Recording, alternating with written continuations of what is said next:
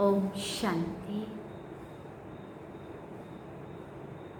आज 31 अगस्त 2021 के बाबा के महावाक्य हैं। आज लास्ट डे है अगस्त मास का और आप सभी जानते हैं आज पारने का दिन है। श्री कृष्ण का जन्म हुआ कल रात को। हम सब ने श्री कृष्ण का जन्म मनाया और मटकी भी फोड़ी, रास भी किया, झांकी भी सजाई, खुशियाँ भी मनाई, एक दूसरे को बधाई भी दी श्री कृष्ण के जन्म की। तो आज पारने का दिन मानते हैं श्री कृष्ण के जन्म की। आप सभी को बहुत बहुत बधाई हो। वैसे भी हम सतयुग के बिल्कुल नज़दीक आते जा रहे हैं और सतयुग के पहले प्रिंस राजकुमार, प्रथम राजकुमार के जन्मदिन की आपको बहुत बहुत शुभकामनाएं। हम सभी सतयुग में वैसे भी चलने के लिए अपनी पूरी तैयारी कर रहे हैं और वहाँ सच में आज जो उनका यादगार पर्व हमने मनाया और मना रहे हैं, तो सच में शीघ्र ही निकट भविष्य में हम सभी श्री कृष्ण के साथ साथ खेल पाल करेंगे, झूले में झूलेंगे, मटकी भी फोड़ेंगे और सभी खुशियाँ मनाते रहेंगे। तो ऐसे दिन की आप सभी को बहुत बहुत बधाई। गोविंद गोकुल आयो गीत सुना ना। तो अभी हम बाबा की मुरली सुनेंगे। आज 31 अगस्त 2021 बाबा के महावाक्य हैं। बाबा ने सार में कहा, मीठे बच्चे विशाल बुद्धि बन बड़ों की ओपिनियन ले, अनेक आत्माओं का कल्याण करो, उनसे हॉल आदि लेकर खूब प्रदर्शनियां लगाओ। बाबा ने प्रश्न पूछा, अभी तुम्हें कौन सी स्मृति आई है जिसका सिमरन करो तो कभी दुखी नहीं होंगे? तो बाबा ने उत्तर में कहा, अभी स्मृति आई कि हम पूज्य राव थे, फिर रंक बने, अब फिर से बाबा हमें राव माना राजा बना रहे हैं।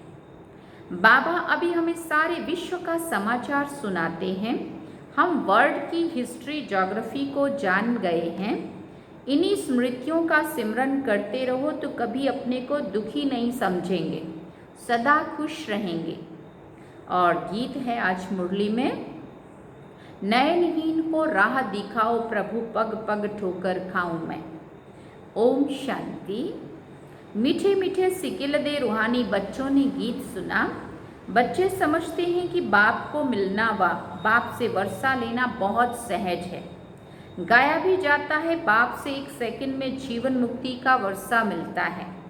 जीवन मुक्ति माना सुख, शांति, संपत्ति आदि का वर्षा। अब जीवन मुक्ति और जीवन बंध दो अक्षर हैं। बच्चे जानते हैं इस समय भक्ति मार्ग और रावण राज के कारण सब जीवन बंध में है। बाप आकर बंधन से मुक्त करते हैं और वर्षा देते हैं। जैसे बच्चा जन्मा और माँ बाप, मित्र, संबंधी आदि समझ जाते हैं कि वारिस पैदा हुआ। जैसे ये समझना सहज है, वैसे वो भी सहज है। बच्चे कहते हैं, बाबा कल पहले मिसल आप हमको आकर फिर से मिले हो। आपसे ही सहज वर्षा पाने का रास्ता मिला है।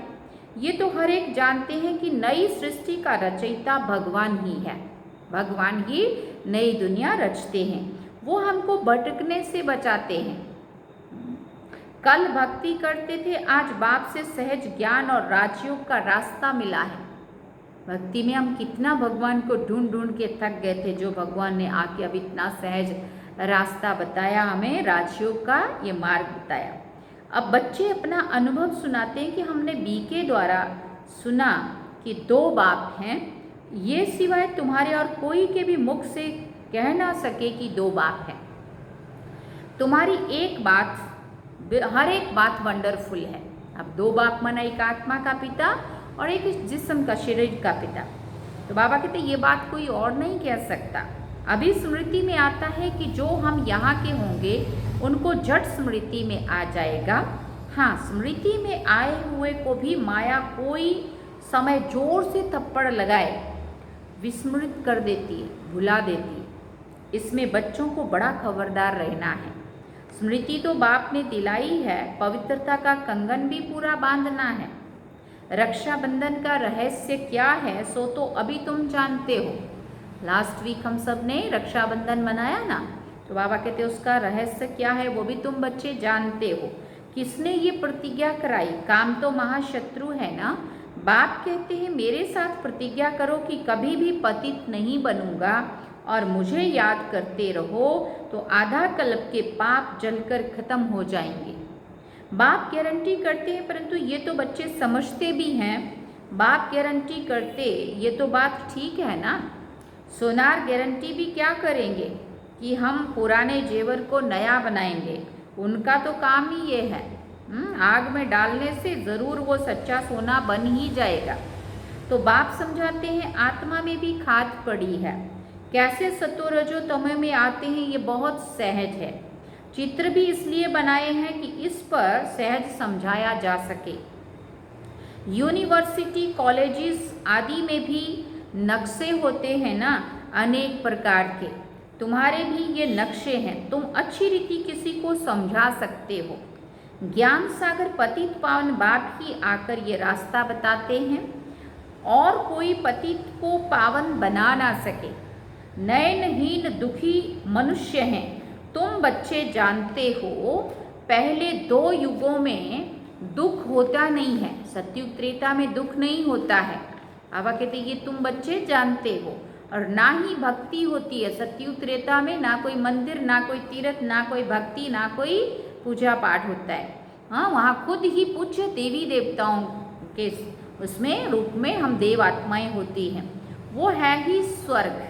भारत के इस समय के मनुष्यों का और भारत के प्राचीन मनुष्यों का कॉन्ट्रास्ट है ना, परंतु ये कोई और नहीं समझते हैं। कितनी पूजा चलती है, जितना जितना जो साहूकार होते हैं उतना देवी देवताओं को अच्छे जेवर पहनाते हैं। बाबा खुद अनुभवी है। बॉम्बे में लक्ष्मी नारायण का जो मंदिर है, उनके ट्रस्टी ने लक्ष्मी नारायण के लिए हीरों का हार बनवाया था। बाबा बात सुना रहे उनकी। बाबा को उस ट्रस्टी का नाम भी याद है। पहले शिव बाबा का मंदिर बनाया तो उनको बहुत सजाया, फिर देवताओं का बनाया तो लक्ष्मी नारायण आदि को भी कितने जेवर पहनाए। उस समय कितना धन होगा आप सोच सकते हैं। मोहम्मद गजनवी कितने ऊँट भर कर ले गए, बताते हैं ना हिस्ट्री में।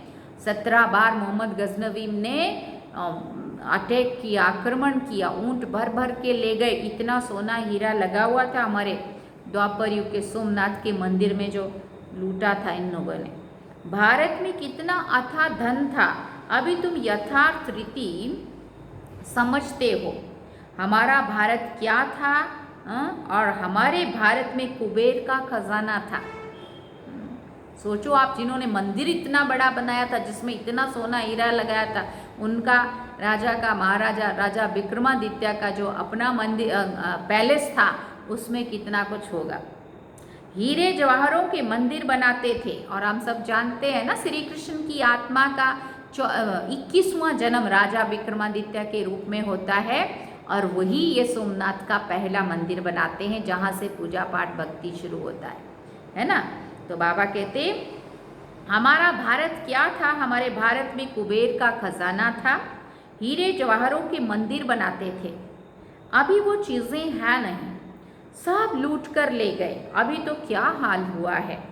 तुम ही पूज्य राव थे, फिर तुम ही 84 जन्म ले पूरे रंग बने हो। ऐसी ऐसी बातें घड़ी घड़ी सिमरन करनी चाहिए, तो फिर कभी भी तुम अपने को दुखी नहीं समझेंगे।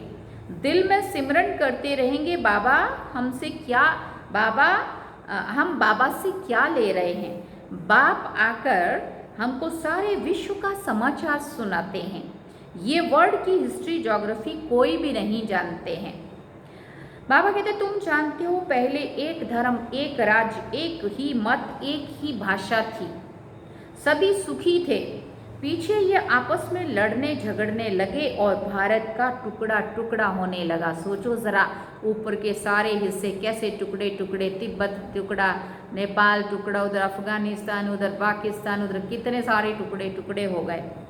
पहले ऐसे नहीं था, वहाँ कोई भी किस्म का दुख नहीं था, बीमारी का भी नाम निशान नहीं था। उनका नाम ही है स्वर्ग। तुमको अपनी स्मृति आई है, बरोबर कल्प कल्प हमको विस्मृति होती है और फिर स्मृति आती है। हम भूल जाते हैं, फिर से बाबा आके याद दिलाते हैं, फिर हम भूल जाते हैं, फिर बाबा याद दिलाते हैं। पहली एक भूल हुई है, महान भूल हुई है, जो रचता और रचना को ही भूल गए। अभी तुम आदि मध्य अंत को जानते हो, सतयुग में भी ये नॉलेज नहीं होगी, तो फिर परंपरा कैसे चल सकती है? उस समय मुख्य तो राजे लोग ही होते हैं, ऋषि मुनि थोड़ी होते हैं। वो द्वापर से आते हैं। ऋषि मुनि आदि को खान पान भी राजाओं से ही मिलता है। राजाएं संभाल करते हैं, क्योंकि फिर भी संन्यास तो करते हैं ना, ऋषि मुनि आदि संन्यास तो करते हैं ना। प्राचीन भारत का प्राचीन राजयोग गाया जाता है। प्राचीन ऋषि मुनि नहीं कहेंगे, क्योंकि सतयुग से थोड़ी ऋषि मुनि आए हैं, वो तो द्वापर में आते हैं ना। वो राजाओं के आधार पर चलते हैं। कहते हैं हम रचता और रचना को नहीं जानते हैं। बाप कहते हैं ये खुद समझदार, बाबा ने कहा, बाप कहते हैं ये खुद राजाएं भी नहीं जानते हैं।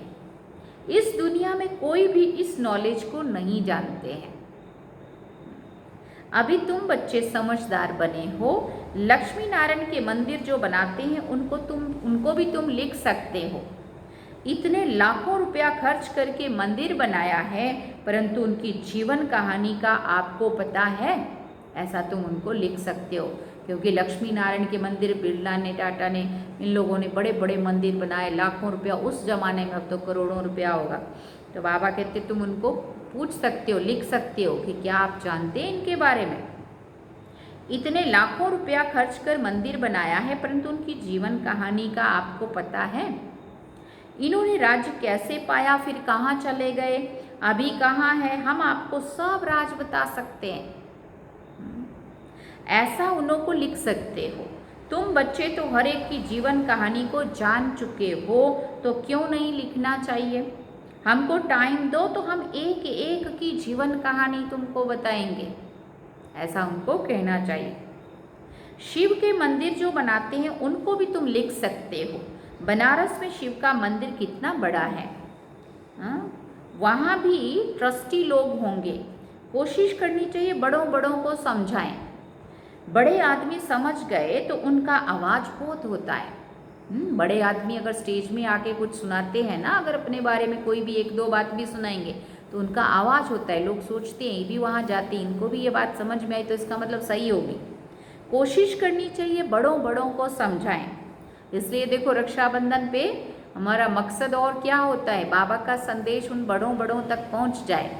हाँ, क्योंकि लोग कई बार सोचते हैं ना, ऐसा पूछते हैं तुम बड़ों बड़ों को ही क्यों राखी बांधने जाते हैं, क्यों मिलने जाते हैं? तो उनको फिर हम ये समझाते हैं कि उनको ये बात, जो परमात्मा का संदेश है, इतना बड़ा कार्य चल रहा है, भगवान धरती पे आया हुआ है, वो अपना इतना बड़ा कार्य कर रहा है, और उन तक भी अगर ये बात पहुंच जाए, उनको समझ में एक को भी आ गई तो वो अनेकों तक आवाज़ फैलाएंगे। तो बड़ों बड़ों को समझाओ। बड़े आदमी समझ गए तो उनका आवाज़ बहुत होता है।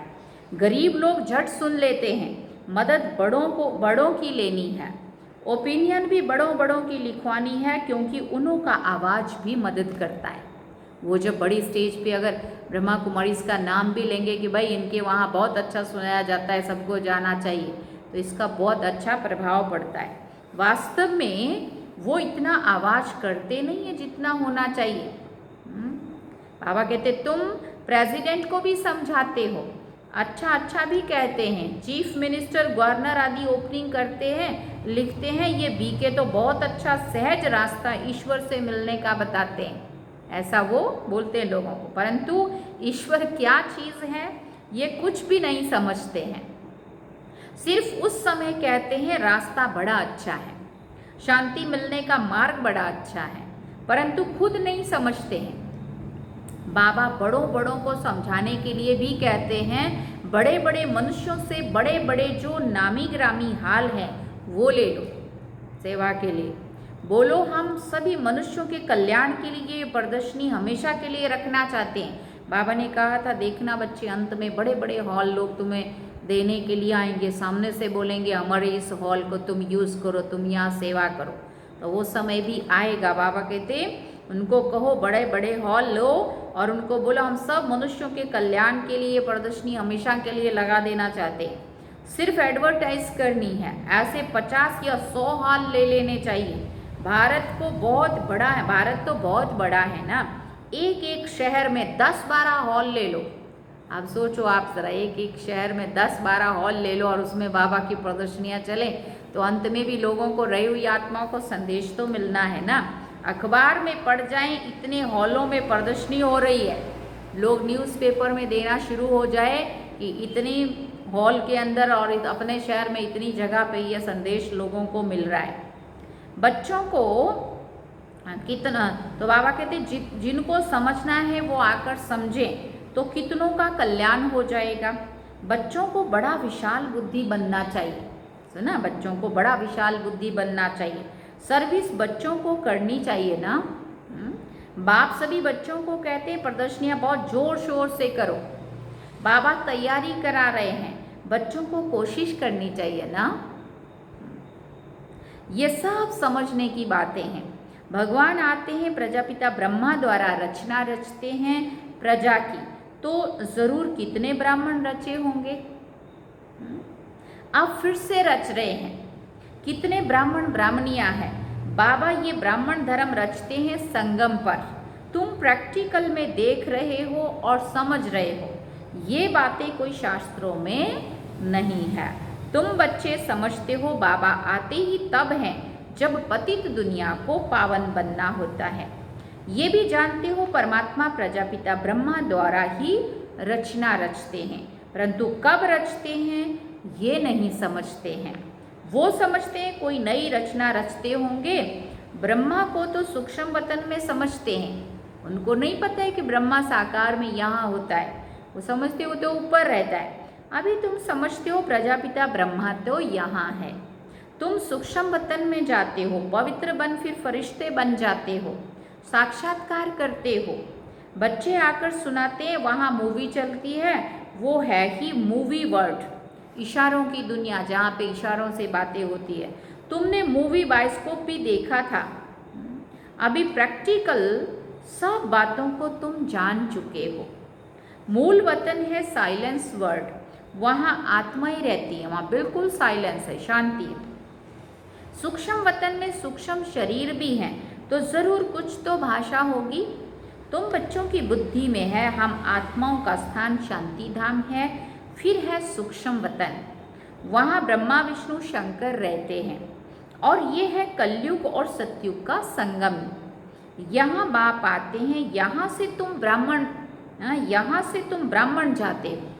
पियर घर और ससुर घर है ना, यहाँ दोनों तुम्हारे पियर हैं।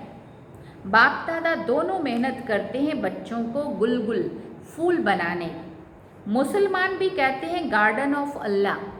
कराची में एक पठान था, वो सामने खड़ा होता था, देखते देखते गिर पड़ता था, पूछा जाता था तो कहता था कि हम खुदा के बगीचे में गया, ध्यान में जाता था मतलब वो।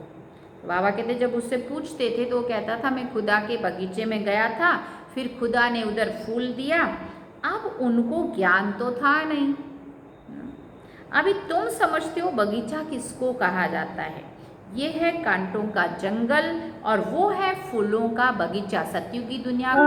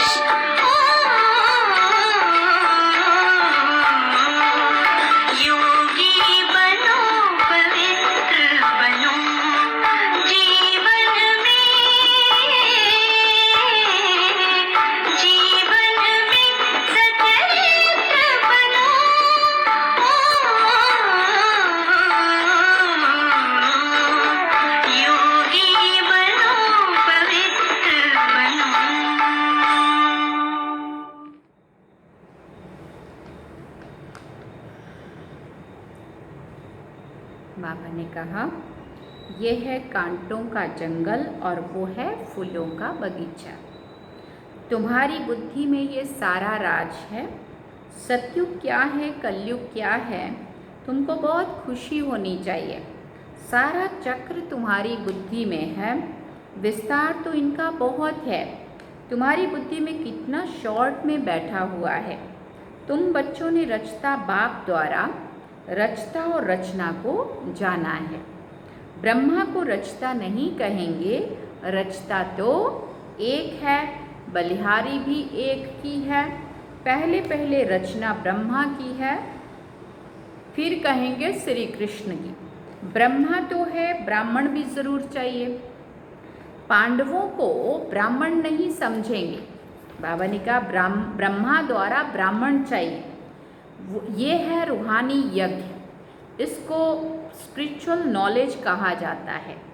रूह को वही बाप ज्ञान देंगे। तुम जानते हो हमको मनुष्य नहीं पढ़ाते हैं, सभी आत्माओं को बाप पढ़ाते हैं। कहते भी हैं ब्रह्मा द्वारा स्थापना। श्री कृष्ण थोड़ी कहेंगे, वो तो हो भी ना सके, क्योंकि श्री कृष्ण तो सतयुग का प्रिंस है और पढ़ाई हम अभी संगम युग पे पढ़ रहे हैं। ब्रह्मा द्वारा स्थापना कौन कराते हैं? बाबा पूछते हैं प्रश्न। क्या श्री कृष्ण कराते हैं? नहीं, परमपिता परमात्मा। विष्णु द्वारा पालना। ब्रह्मा और विष्णु का कितना पार्ट है? ब्रह्मा मुख वंशावली ही फिर जाकर विष्णुपुरी के देवता बनते हैं। ब्रह्मा सो विष्णु, विष्णु सो ब्रह्मा, ये भी बच्चों को समझाया है।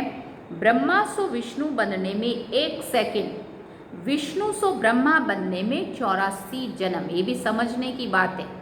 ब्रह्मा सो विष्णु बनने में 1 सेकंड। अब 1 सेकंड कैसे? जैसे ही समझ आई, तो समझ आने में तो देरी नहीं लगी ना। 1 सेकंड में समझ में आया जो ब्रह्मा है सो जाकर के सतयुग में विष्णु बनते हैं। तो 1 सेकंड में समझ मिल गई, बुद्धि में ये बात बैठ गई, तो समझो 1 सेकंड लगा। लेकिन सतयुग में जैसे विष्णु, सतयुग में विष्णु से ब्रह्मा बनने में 84 जन्म। अब वहाँ से जन्म मरण के चक्कर में आते यात्रे सतयुग से यात्रा शुरू हुई, कलयुग अंत तक ब्रह्मा बनने में 84 जन्म लगे। कितनी वंडरफुल बातें हैं, कोई भी समझ ना सके। ये है बेहद की बातें। बेहद के बाप से बेहद की पढ़ाई पढ़कर बेहद का राज्य लेना है। सृष्टि चक्र को जानना है। आत्मा ही जानती है शरीर द्वारा। ऐसे नहीं कि शरीर नॉलेज लेता है आत्मा द्वारा, नहीं, आत्मा नॉलेज लेती। आत्मा अंदर बैठी है तब तो नॉलेज ले रहे हैं ना। तुमको कितनी खुशी है, ये आंतरिक गुप्त खुशी होनी चाहिए। पढ़ाई के संस्कार आत्मा में है, दुख भी आत्मा को होता है। कहते हैं हमारी आत्मा को दुखी मत करो। बच्चों को अब कितनी रोशनी मिल रही है, तुमको खुशी रहती है। सागर से रिफ्रेश हो, बादलों को मिलकर वर्षा बरसानी है। बादल मना हम सारे, जो शिव बाबा सागर से ये नॉलेज लेकर के अपने में भर के और फिर खूब बरसना है, माना लोगों को समझाना है, बरसानी। आपस में मिलकर प्रदर्शनी आदि तैयार करने में मदद करो। शौक होना चाहिए, सर्विस सर्विस और सर्विस। बाबा देखो सर्विस के लिए आज कितना कह रहे हैं। लोगों को एक ही शहर में 10-12 हॉल ले लो और उनको समझाओ, बड़ों से मिलो। एक भी बड़े को अगर समझ में आ गया, उनके द्वारा अच्छा आवाज़ फैलता है। बाबा कहते तुम्हें सर्विस का शौक होना चाहिए। लास्ट में बाबा ने सर्विस सर्विस और सर्विस। अच्छा, मीठे मीठे सिकिल दे बच्चों प्रति माता पिता बाप दादा का याद प्यार और गुड मॉर्निंग। रूहानी बाप की रूहानी बच्चों को नमस्ते। हम रूहानी बच्चों की रूहानी माता पिता बाप दादा को दिलवा जान सिकवा प्रेम से याद प्यार, गुड मॉर्निंग, नमस्ते, थैंक्स बाबा जी। अब धारणा के लिए मुख्य सार है। पहला पॉइंट, बाप द्वारा मिली हुई नॉलेज का सिमरन कर अपार खुशी में रहना है। विशाल बुद्धि बन जोर शोर से सर्विस करनी है। विशाल बुद्धि बन जोर शोर से सर्विस करनी है। दूसरा पॉइंट बाबा ने कहा, बाप द्वारा जो स्मृति मिली है उसे विस्मृति में नहीं लाना है, भूलना नहीं है। पवित्र रहने की जो बाप से प्रतिज्ञा की है उसको पूरा निभाना है। वरदान में बाबा ने कहा, अपने भाग्य और भाग्य विधाता के गुण गाने वाले सदा प्रसन्न चित्त भव। अपने भाग्य और भाग्य विधाता के गुण गाने वाले सदा प्रसन्न चित्त भव। सभी ब्राह्मण बच्चों को जन्म से ही ताज, तख्त और तिलक जन्म सिद्ध अधिकार के रूप में प्राप्त होता है। तो इस भाग्य के चमकते हुए सितारे को देखते हुए अपने भाग्य और भाग्य विधाता के गुण गाते रहो तो गुण संपन्न बन जाएंगे। अपनी कमजोरियों के गुण नहीं गाओ, भाग्य के गुण गाते रहो, प्रश्नों से पार रहो, तब सदा प्रसन्न चित्त रहने का वरदान प्राप्त होगा। फिर दूसरों को भी सहज ही प्रसन्न कर सकेंगे। स्लोगन में बाबा ने कहा, एक नामी और इकोनॉमी से चलना ही ब्राह्मण जीवन में सफलता का आधार है। अगर हम इस ब्राह्मण जीवन में सफल होना चाहते हैं तो बाबा ने एक नामी, बाबा का एक नाम और इकोनॉमी माना हर चीज़ की, चाहे अपने समय की बचत से, चाहे संकल्पों की बचत, स्थूल और सूक्ष्म दोनों इकोनॉमी, दोनों में इकोनॉमी से चलना ब्राह्मण जीवन में सफलता का आधार है। अच्छा, ओम शांति। ये थे आज के बाबा के महावाक्य। बाबा ने सार में कहा, मीठे बच्चे विशाल बुद्धि बन बड़ों बड़ों की ओपिनियन ले, अनेक आत्माओं का कल्याण करो, उनसे हॉल आदि लेकर खूब प्रदर्शनियाँ लगाओ। और गीत हम सब ने सुना, नयनहीन को राह दिखाओ प्रभु। सुना नहीं क्योंकि आज गोविंद गोकुल आयो, क्योंकि पारने का दिन है, इसलिए हमने वो गीत सुना। अभी हम मुरली का गीत सुनेंगे। नयनहीन को राह दिखाओ प्रभु, पग पग ठोकर खाओ। ओम शांति।